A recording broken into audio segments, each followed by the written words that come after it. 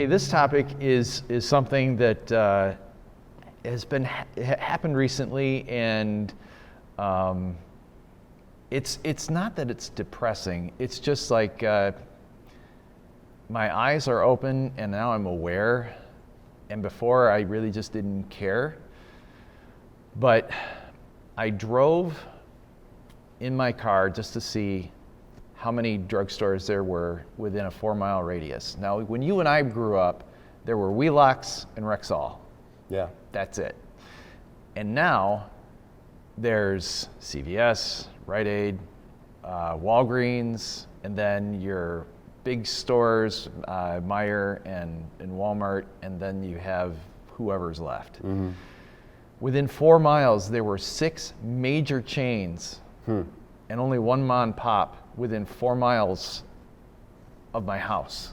No kidding. In where I live, and a population of 14,000. So that tells me that the pharmaceutical companies are just getting us to pop pills. And if you are on medication, perhaps the medication is also preventing you from losing weight because it's keeping the weight on you. Because if you lose the weight, they're not going to need their pills. That's true, yeah. And it really did shock me. And I think that if we were eating correctly, if the doctors would just say, look, I can put you on high blood pressure medicine, we can get you on insulin, we can get you on anti-anxiety pills, we can get you on Ritalin or lithium or whatever, and the list goes on and on and on. Or you can wake up in the morning and you can have eggs and a potato, and then have a supplement, and then have a low carb, low glycemic, meal for lunch, and more proteins, more vegetables, and get out of the box foods, and you don't have to take any medicine at all. Why aren't they saying that? But what they're doing is those pills are just masking the problem, and the problem is I think it comes down to just the amount of salt and sugar and everything else that they're pumping down the general public's throat that's causing all of these physical ailments that can be cured by what you're telling us to eat. But what basic physiology is telling us to eat. Exactly. Yep. And exercise. Yeah, people are ignoring both in the medical profession because they're not trained for it. I mean, they'll tell you like the amount of time that they spend in medical school, from what I've heard, is very small on actual. I think Adam even talked about that, the amount of time. So they're not experts in that, but they're going off of maybe a half a semester, even if that of. So my point is that's not their area of expertise, but yet they're dealing out that advice. And just like I'm not going to go try to remove your kidney, they shouldn't be given advice on that because it's coming from misinformation.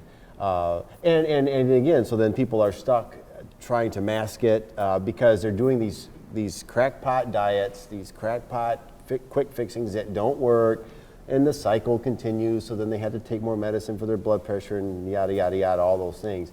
But again, it's so much easier than people make it. Yeah. Basic physiology, work with the laws of the universe, not against them, and we'd all be doing a lot better. But here's what I think. Not only what drives the pharmaceutical industry and all that part, and by no means any type of expert on that, but that same problem is driving the misinformation of fitness stuff, and it's the almighty dollar, because they are selling and pushing weight loss, quick weight loss, biggest loser, this fad diet, that fad diet, but that sells publications, that gets viewers on shows when they can do that flashy headline, and I hate it because it's got a nation doing the wrong crap. Right. And scared to do the right crap because they've been brainwashed. But again, it all feeds that machine, feeds the machine. Well, does it make you angry when you are in the grocery store and you just see these people in a hover-round just piling on with, all the diet, all the sodas and the and the boxed foods. What makes me yeah. angry, and it's in line with this, I'm going to kind of go in this direction, not a big deal, but what makes me frustrated more than anything is it's because going about that misinformation again and how people are scared to do the right thing but are convinced to do these crackpot quick fix things. And I have a brief illustration. So I've seen a variety of people that I know on Facebook. And most of them that I've been seeing, they're women. And they're really trying to do, get in shape, right? Mm-hmm. And I've seen them doing, because they post it, that's how I know. Right. So I see, it's in my news feed, I watch. Right. But they're doing traditional type stuff, no carb diets or really, really super low calories or fasted cardio or high rep training and all this stuff. And one of them even contacted me about possibly helping them. So I went around about what my system I would use, but she was really apprehensive because it involved heavy weight training and don't want to get any bigger and girls aren't supposed to do that, blah, blah, blah. Long story short, having watched them and these people talk about their progress, well, the group I've been watching, they haven't had any. In fact, they were really depressed because they're in worse shape now. Yeah. Worse body composition. But because they're doing that stupid stuff, and I hate to call it stupid because, at least you're exercising and that's good. But they're not getting a return that's proportionate to the effort they're putting in. In fact, it's going in reverse, which I could have predicted to her. I could have told her that's exactly what's going to happen. But it's so damn foreign to think, because most women, if you say, you're going to squat heavy, you're going to bench press, you're going to deadlift. Oh, I don't want to get bigger. My inner thighs are going to get bigger. It's bullshit. It won't happen. It is impossible. But it will change your body. But that's what I get frustrated at. It's because they are fed with that message. I see it time and time again. That was one example of a million. And because they're not, and it's not that hard. And men are doing it too. And I just see like another thing. The latest commercial that's on, at least in our neck of the woods, all the time is about some dance, hip hop, ab thing. Keep going. And they keep telling you about, don't go to the gym or, dance your abs or whatever.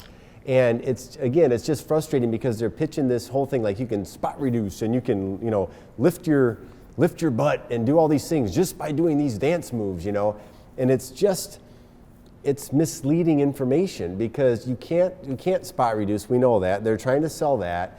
You can't really, and this whole notion that you can like firm up an area by doing certain things, that doesn't happen either. What happens is if you build muscle and then you gradually lose fat, that area is going to be firm and toned, but the notion that you can somehow tone something up by doing a certain thing is really misleading.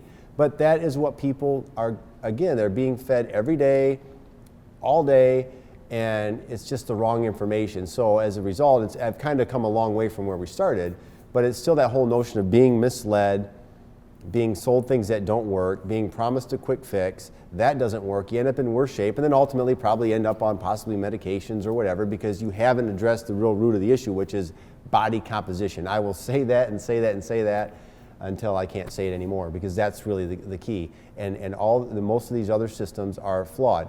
Now again, I don't want to be, this isn't the only way to do it, of course, but to get a maximal result and to get something that's sustainable, it is a 10 out of 10, no doubt about it.